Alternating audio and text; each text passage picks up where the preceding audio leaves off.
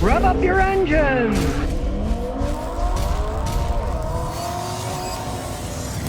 Well, you certainly knew it was going to happen. The Volkswagen dealers are now gearing up to fight Volkswagen's idea of selling their Scout pickup truck directly, like Tesla does, and not to the dealers. So like, hey, we're Volkswagen dealers. We signed up for this stuff. Now you're going to get some hot vehicle and you're not going to let us sell it. Be interesting to see what happens. Now, the National Automotive Dealers Association doesn't like the idea, and they said they're going to fight it tooth and nail. Now, the CEO, Mike Stanton, says they're going to fight Scout in the courthouse and state houses across the country. A lot of states don't actually allow direct sales. When Tesla was selling cars in some states, you couldn't buy it in your state. You had to go across the state, buy it there, and then drive it back home. Now, their logic is Scout Motors is under the Volkswagen Group umbrella, right? So it has ties to a legacy manufacturer. A lot of the new ones that are starting out, especially electric car companies, are new brands with no dealers. They're not legacy. But the NADA feels that Volkswagen's long-standing U.S. footprint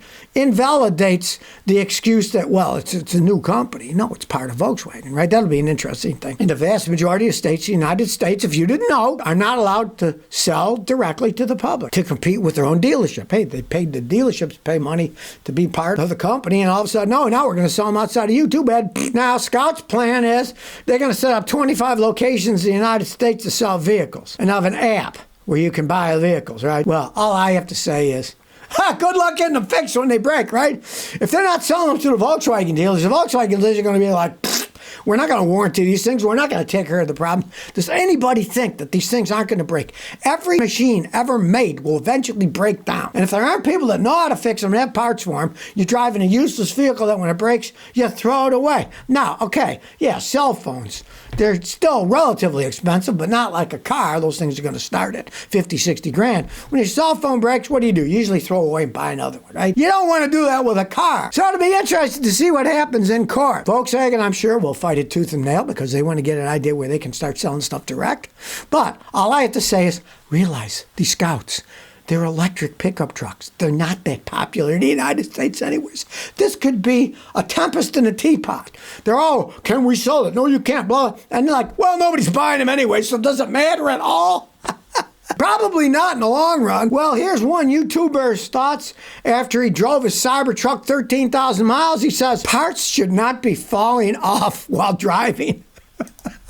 Now, after 8 months of driving, Jerry Rig Everything on YouTube, watch his stuff, it's kind of interesting, put 13,000 miles on a Cybertruck. 2 of the 3 Cybertrucks that he drove had a loose bolt connecting the door to the body. Shouldn't have to tighten something on a new truck, right? Come on now, that really makes sense. And he didn't like the recalls either. The backup camera stopped working, trim pieces were falling off, and the accelerator pedal got stuck. Now, pretty basic stuff. And he says, I quote, personally, I think larger recalls are still to come for this thing. And he says that the lip and the bodywork under the headlights, those goofy little headlights, causes snow to accumulate so you can't see. Realize when you got LEDs, this is a big problem. A while back before LEDs, they generally had a lot of hot light bulbs, right? Nice, hot light bulbs. They would melt the snow, the ice. LEDs run cooler.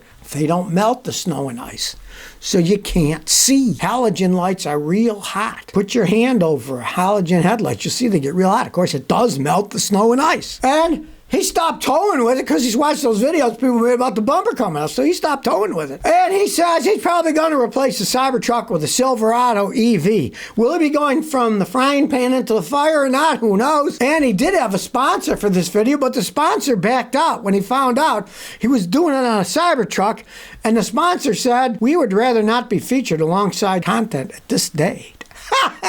They don't want to be related. They advertise the Cybertruck. Everybody knows it's a giant garbage can going down the road. Not only does it look like a garbage can, it acts like one too.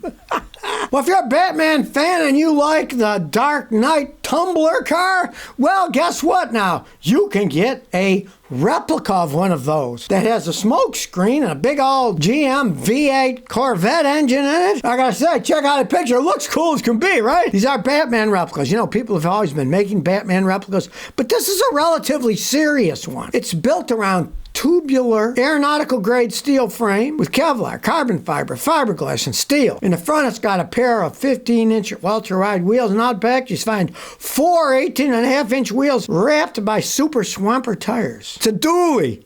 Hey, look at it. It's cool. It has air conditioning, and they're saying it's going to have a jet engine simulation system. So that piece coming out the back will sound like it's a jet engine, even though it's a Chevy V8 engine that puts out 525 horsepower. It's a 6.2-liter LS3 V8 from Chevy. And you don't even have to know how to drive a manual transmission. It's got a 4-speed automatic. So they're going to make 10 of these things, so you better get your reservation soon. And you better have $2.99 million ready. I guess they didn't want to go over $3 million. So if you got $2.99 million for this thing, hey, you can go register your own Batmobile. It does look cool. I gotta say, this isn't some cheap copy. It looks like a pretty interesting vehicle the guy came up with. They'll probably find 10 people that want to shell out $3 million a piece. Emerald Rush says, I have a noise after having my brake pads replaced. I got a 2016 Nissan Versa.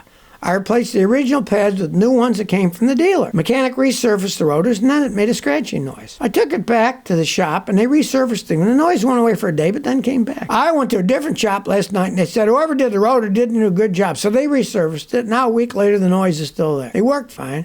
What do you think? Numero uno. I am not a big proponent of ever turning brake rotors.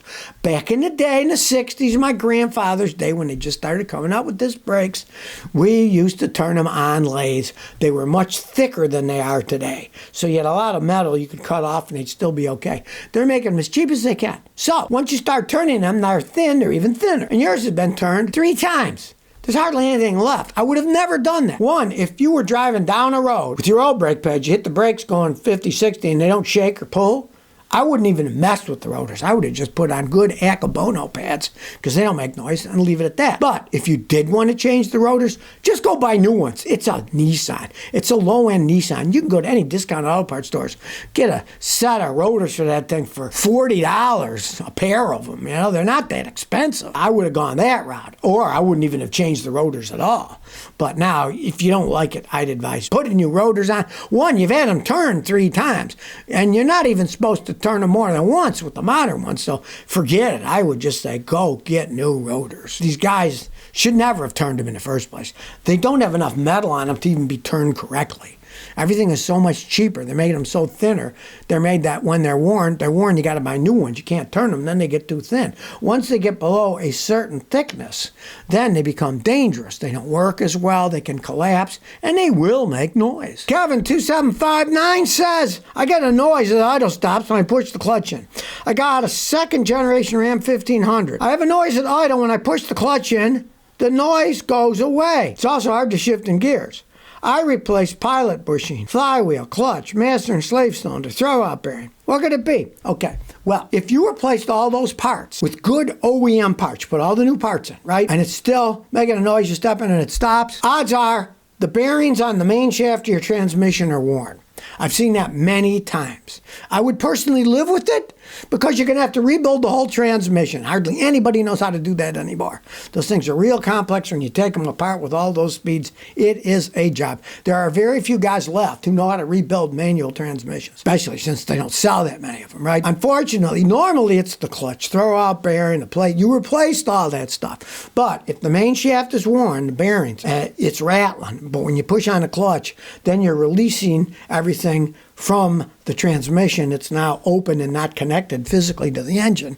It means that the bearings, your main shaft, are worn, and that's what's rattling. I personally would live with it if I were you, or just replace it now if it's driving you crazy. He said sometimes it's hard to get into gears. If eventually it's really hard to get in gears, you're going to have to replace the transmission anyway. And it's the inside being worn and it's rattling. When you push on the clutch, of course, that opens up, so your transmission is no longer physically connected to the engine, and the noise stops because it's not spinning around. Well, watch out, China. India's in the race. I was in this article. Why does it costs India so little to reach the moon and Mars? Guess what? Because they don't have the waste and corruption that they do in other countries, especially the United States. The space thing's always been cost plus government stuff or government subsidized things, right? Well, if you didn't know it, they were the first ones to land on the moon in the southern hemisphere, and it only cost them $75 million. And then they have a Mars orbiter, and it costs $74 million. For example, our Perseverance rover in Mars, that cost $2.7 billion. The Indians spent $74 million to go to Mars. Watch out! The Indians are going to take over. Hey, they got a lot of engineers in India. You know, if you really want to know the truth of it, modern math was invented in India. Why should we spend $2.7 billion when we can spend, less than $100 million to go there?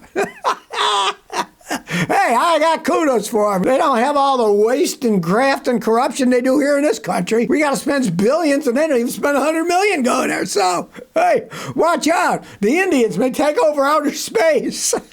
They're already on all the phones when we call up for information and you're going to India for your credit card or something. Maybe they're going to win the space race by doing it cheaper. So if you never want to miss another one of my new car repair videos, remember to ring that bell.